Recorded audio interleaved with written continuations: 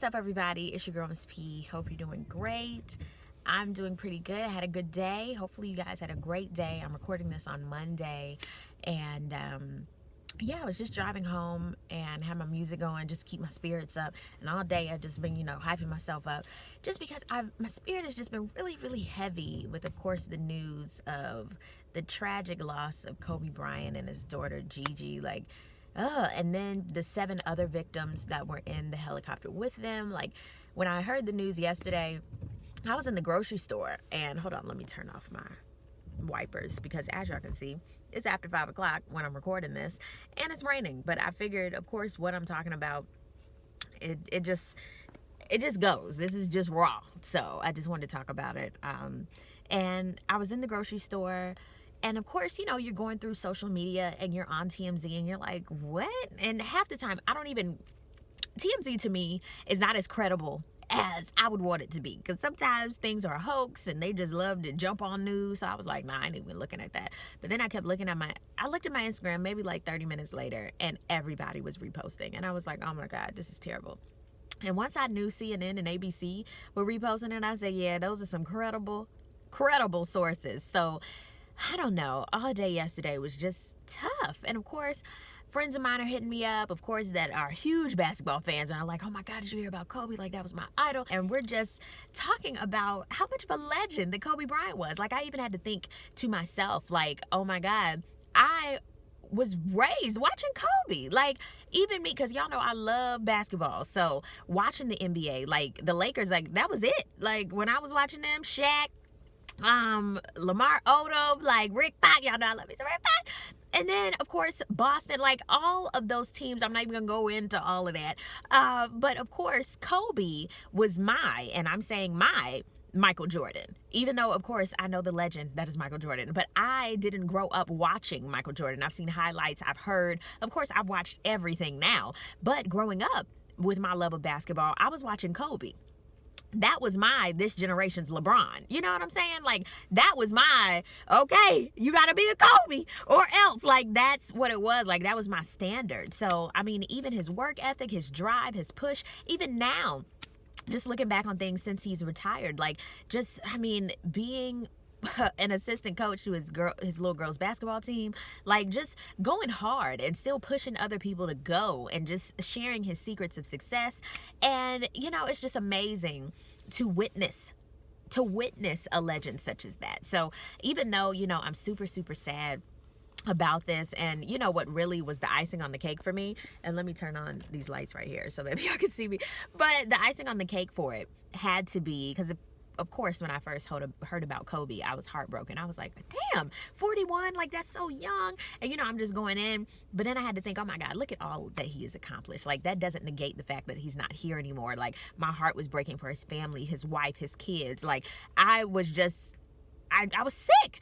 But then at the same time, I was like, man, but look at all that he has accomplished. Like, they gave him his flowers while he was here. He gave his own self some flowers while he was here on earth. But then to hear the news an hour later that his daughter was in the crash with him and was killed as well, like that just took me over. Like, I just couldn't grasp that. And that's something that I'm constantly asking God all the time is, when you say it's your time, and I always say, honey, if it's my time, Forrest, from Forrest Gump.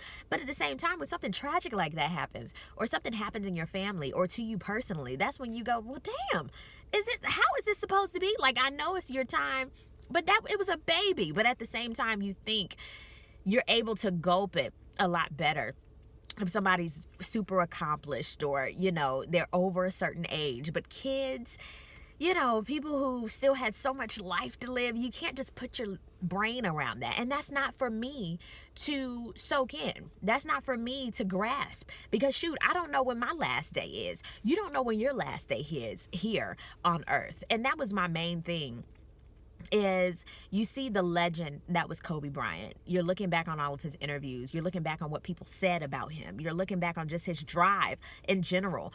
And you're thinking, and you don't even think about all the other stuff that happened with Kobe Bryant's career and all the craziness. You don't think about that. You think about when somebody passes, like, oh my God, the person that they were. And granted, I didn't know Kobe.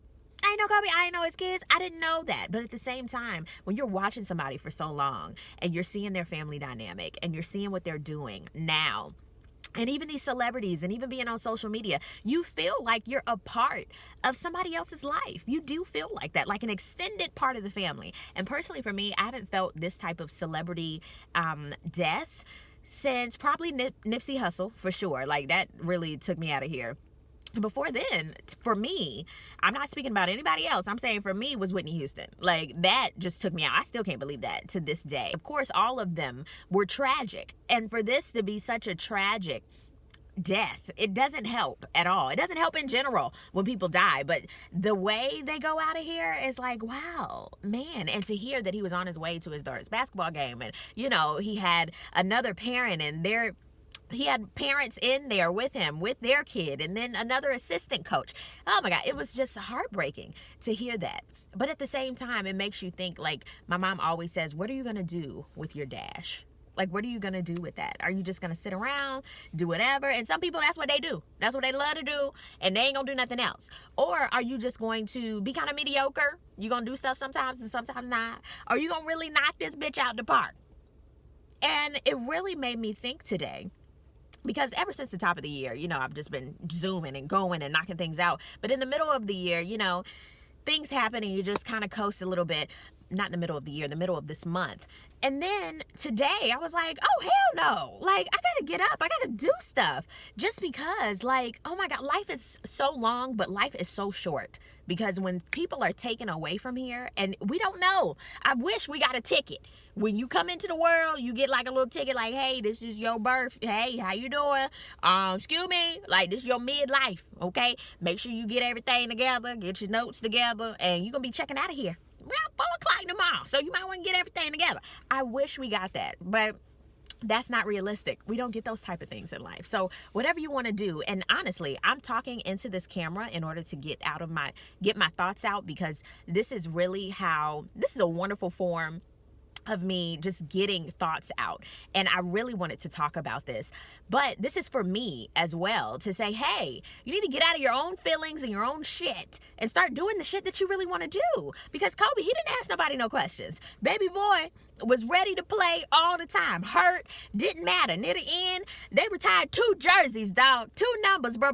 We've seen Fro Kobe, Ball Kobe, Lineup Kobe, Fine Kobe, just a little stash Kobe. When he went to prom with Brandy Kobe. We've seen Kobe everywhere. We've gone through with Kobe, okay? And I feel like that's something else that I had to look at was bro has been a Laker through and through. When they said the Staples Arena was his arena, you feel like that. Like, that's true. That's something that I had to always respect him for, is he never was like, you know what, fuck this man, I'm going to another team. Even though he probably felt like that, but he always played through it. I saw today when I was scrolling through a lot of things, how a lot of players are like mending their relationships now. And even Shaq was like, man, that's my dog. And it was like, man, I feel so bad. But a lot of times it takes tragedy or something like this to make you realize that certain things weren't really that important. Certain arguments, certain little crazy mess, certain little bullshit. And sometimes it makes you think, like, you know what? The bullshit that's in my life, I got to get that out of there, because that's not important either. So on some instances, it makes you seem like, you know what, I can get some stuff right. We can knock this stuff out. It wasn't that serious. And then on the other hand, it makes you go, you know what, I'm not going to sit in the same chaos. I'm not going to do the same bullshit that I was doing. Certain things are toxic for me, and I can't move forward to be the greatest person that I can be in this situation. So I hate that tragedy, when it strikes, it makes you either go one way or the other, or both, but it's necessary sometimes. So in this, yes, I'm sad. Like, I can't even wrap my brain around a lot of this, even with the whole Grammys. I didn't even watch that last night.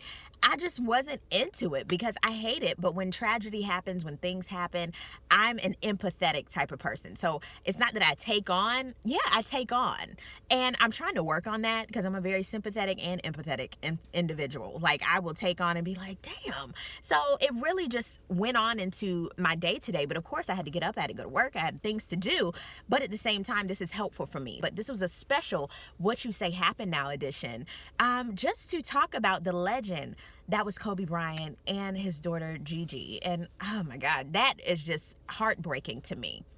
But at the same time, you got to look at her work ethic too. Like, baby girl was a beast, you know what I'm saying, at that age. So it just makes you think, like, what are you going to do with your dash? What are you going to do with your gifts? What are you going to do with ideas that come into your brain? It's very unfortunate, but I'm just at a loss for words. But let's comment down below. Let's talk about this. And what were your favorite Kobe moments? Like, were you a Kobe fan?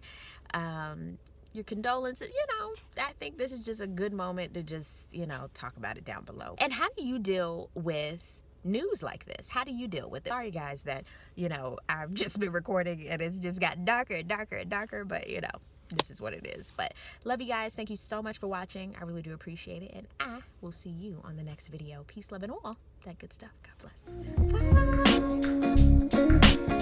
Bye.